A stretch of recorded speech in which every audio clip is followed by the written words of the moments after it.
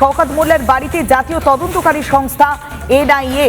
ক্যানিং পূর্বের প্রাক্তন তৃণমূল বিধায়কের বাড়িতে গিয়েছে এনআইএ। কেন্দ্রীয় বাহিনীকে সঙ্গে নিয়ে শওকতের বাড়িতে তল্লাশি চালানো হচ্ছে। যেভাবে গুলি চলার ঘটনা ঘটেছিল, বোমা উদ্ধারের ঘটনা ঘটেছিল ভাঙড়ে, সেই ঘটনাতে এবার তল্লাশি চালাচ্ছে জাতীয় তদন্তকারী সংস্থা। ক্যানিং পূর্বের প্রাক্তন তৃণমূল কংগ্রেসের বিধায়ক শওকত মোল্লা, তার বাড়িতে সকাল সকাল তদন্ত করছে জাতীয় তদন্তকারী সংস্থার আধিকারিকরা। কেন্দ্রীয় বাহিনীকে সঙ্গে নিয়ে শওকত মোল্লার বাড়িতে জাতীয় তদন্তকারী সংস্থা। আমরা আরো বিস্তারিত জানবো, আমাদের প্রতিনিধি রঞ্জিত রয়েছে আমাদের সঙ্গে। রঞ্জিত, শওকত মোল্লার বাড়িতে গিয়েছে জাতীয় তদন্তকারী সংস্থার আধিকারিকরা, কোন কোন বিষয় তারা খতিয়ে দেখছেন? তোমাকে জানাবো যে আজ সকালে কেন্দ্রীয় বাহিনীকে সঙ্গে দিয়ে কেন্দ্রীয় তদন্তকারী সংস্থা এনআইএ আছে ক্যানিং পূর্বের প্রাক্তন তৃণমূল বিধায়ক শওকত মোল্লার বাড়িতে।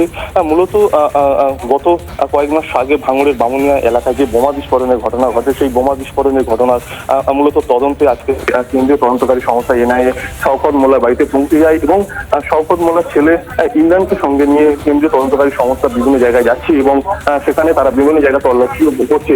তবে এই তদন্তকারী সংস্থা কেন্দ্রীয় এনআইএ সদস্যরা তারা রয়েছেন, আধিকারিকরা রয়েছেন, তারা শওকত মোল্লা বাড়ির মধ্যে রয়েছেন, তারা তদন্ত করছেন এবং জীবনতলা থানা বিশাল পুলিশ বাহিনীও রয়েছেন শওকত মোল্লা বাড়ির সামনে।